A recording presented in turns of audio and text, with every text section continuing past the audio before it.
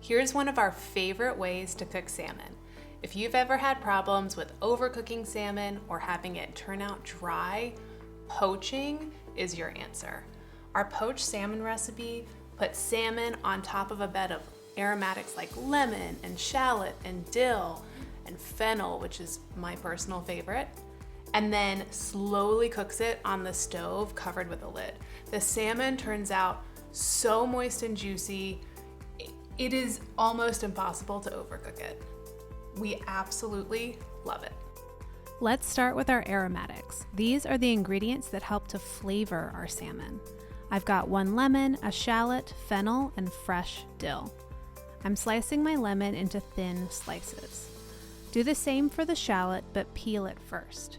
We both love shallots, and we're just chatting about why we should cook with them more. I love how shallots are a bit more delicate than onions with the sweet, garlicky flavor that we both love.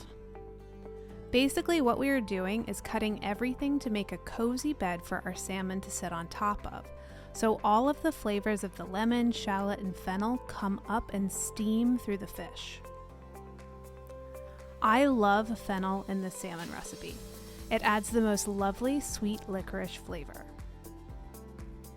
I slice it thin like the shallot. There's no need to worry about removing the core or anything like that because it's just there for an aromatic.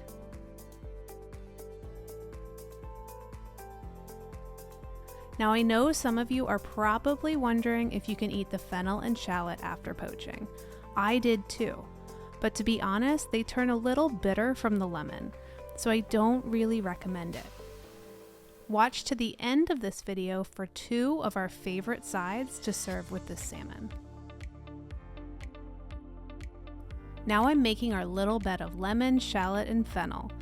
You can add other aromatics too, or swap the lemon for lime and use regular onion instead of the shallot. You can even leave out the fennel. It's really up to you. Here's our salmon fillets. I want to show you that we've intentionally chosen 2 different thicknesses of salmon because let's be real, we can't always go to the store and just buy center cut salmon. It's important that you know that this recipe works with various thicknesses and you can actually cook it all at the same time. The thing to keep in mind is that the thinner pieces of salmon are going to cook quicker. So it's really important to go in and check to see when those thinner pieces are done. Remove them when they are, and then continue cooking the rest. Now don't forget to season the salmon. I'm sprinkling some salt and pepper over them, but if you have a favorite seafood seasoning, go ahead and sprinkle some over too. And before poaching, I like to scatter some fresh dill on top. You can use other herbs, but fresh dill is pretty classic with salmon. Now to poach the salmon, we need liquid. I'm using white wine and water. You can use broth, seafood broth or chicken broth are amazing.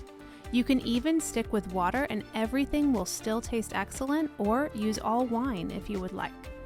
We like the citrusy aromas that white wine adds and find the combination of white wine and water to be perfect. Now see how my liquid isn't covering the salmon? That's intentional.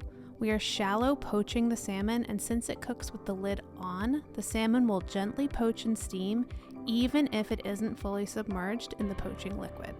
Bring the liquid in the pan to a gentle simmer, then cover with a lid.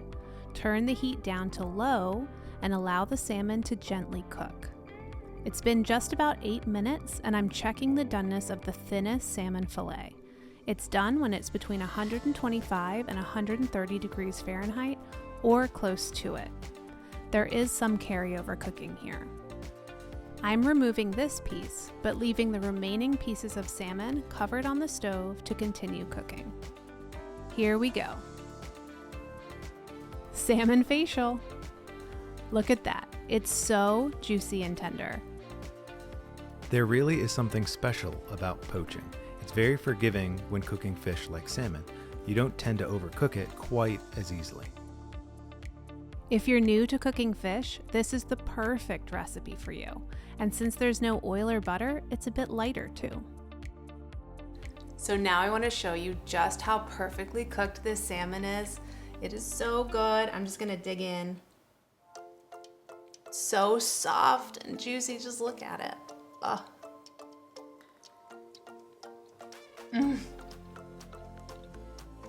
If you love salmon, you have to give this one a try.